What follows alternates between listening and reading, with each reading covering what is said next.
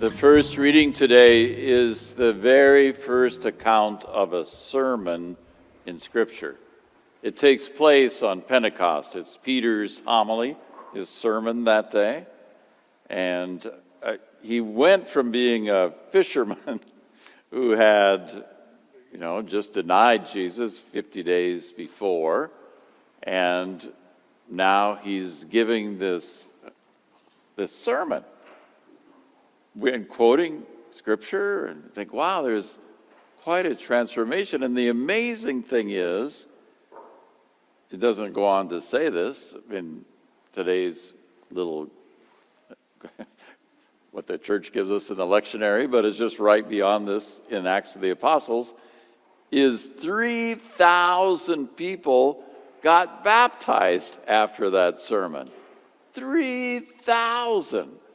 I think, wow, I didn't think it was that great of a homily, but apparently 3,000 people did, and I think I'm a little jealous, because never after even one of my homilies has somebody come up and said, I need to get baptized right now. I think that's never happened. Maybe over time they'll say, I'd like to get baptized. Oh, great. But never after just a few-minute sermon, they're like, baptize me now. But that 3,000 did that. Maybe it was because it was short. So maybe I should take some lessons from Peter and just go shorter. So let me, following Peter's example, I don't know if it'll be short, but let me just take one word from that lovely gospel, because there's so much you could preach on. We could be here for hours going over that story of the road to Emmaus, but we'll take one verb, and that's recognize. Because in the beginning, they didn't recognize him, and at the end, they did. So why didn't they recognize him? They were disciples of Jesus, and there he is walking on the road with them, opening up Scripture to them. Why didn't they recognize him? Now, in every appearance after the resurrection, all of them, not just these two, but Peter, Mary Magdalene, everybody, has a difficult time recognizing Jesus.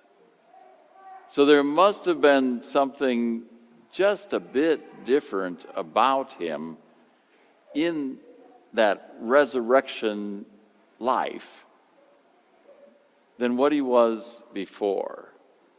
So something was just a little bit off. And we all have those experiences of looking at somebody and thinking, I think I know who that is. But not, maybe they're just a little bit different. On my trip to Chile and Argentina, I'm sitting in the airport in Dallas, and this woman kept staring at me, and then she finally came over, and she thought I was the actor Richard Schiff. In the Good Doctor, he's the old doctor, and he was in West Wing, and she was sure, aren't you Richard Schiff? No. We're both bald, both have beards, we're the same age. But she was, and she had watched me for quite a while, was certain that I was that old doctor. And I think, well, I don't know if I should be complimented by that, or if I should be sad that she thought I was Richard Schiff.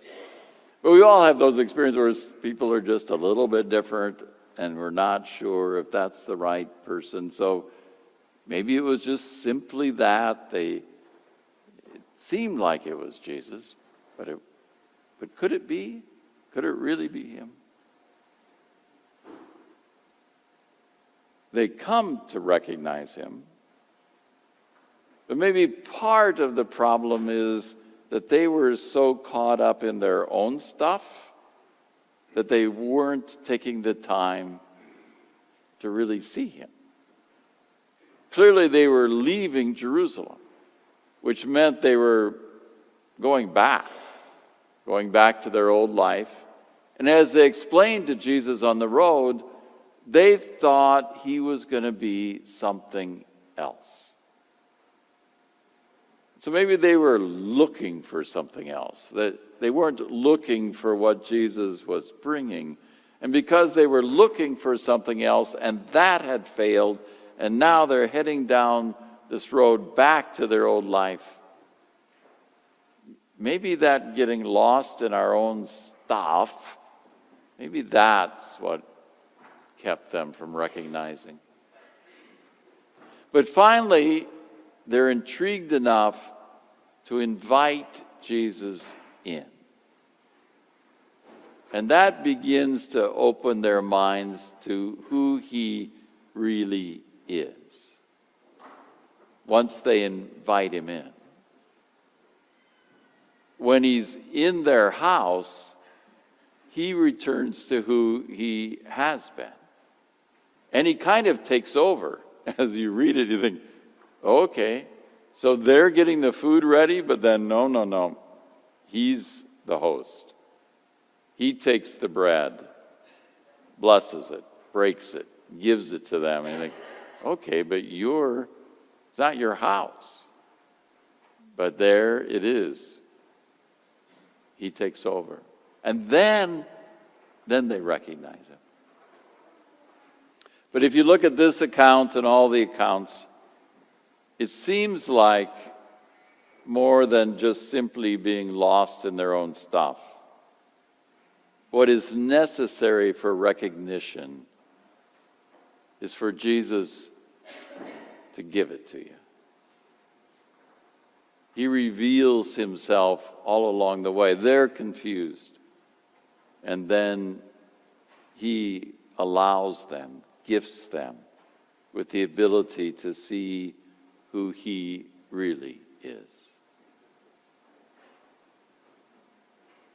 I think that's important for you and for me,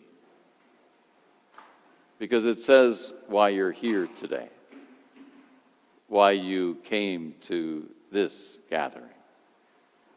And that's because you have been gifted with the same thing. Jesus has allowed you to see him, to experience him in his word and in a few minutes in the Eucharist. That it is a gift that you've been given. That not everybody seems either to be given or to respond to. But you have. You recognize him. But one of the challenges that you and I always have, having received that gift, is to recognize him where Jesus says he will be. Yes, in the Word, and yes, in the Eucharist. But he also tells us he is going to be in those people who come into your life who need Jesus. The ones who are a bit broken, the ones who are struggling, the ones who it might be hard to love and hard to see Jesus right there. But that's too where we are to recognize his presence there. And just like it was for us, I think for us to see Jesus in them requires a little bit of a gift from God. That on our own, we might find that very difficult. But with God's help, we'll be able to see him even there in people that are a challenge to love.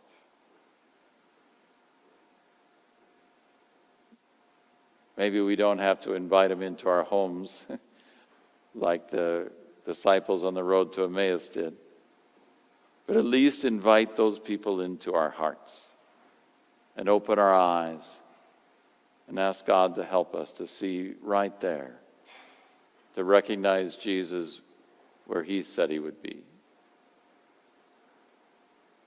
And if we do, then we have little glimpses in this life of that risen Lord, just like all those disciples did after he rose from the dead the first time.